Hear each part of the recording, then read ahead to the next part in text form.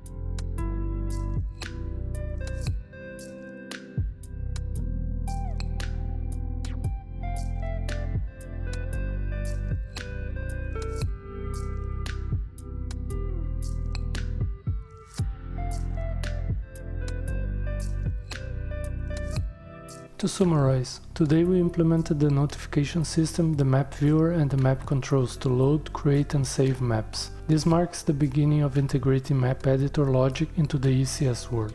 It's becoming clear that we are building a solid architecture. With each step forward, we rely on thorough planning and careful design, which leads to simple, straightforward implementations. The new systems remain independent, requiring minimal changes to existing code. These are strong indicators of long-term code sustainability and maintainability. In the next session, we'll continue with the map editor logic by implementing the tools on the sidebar. That will take more effort since we also need to redesign the tool placement because the current layout doesn't meet our needs. Thank you for your time and see you in the next session.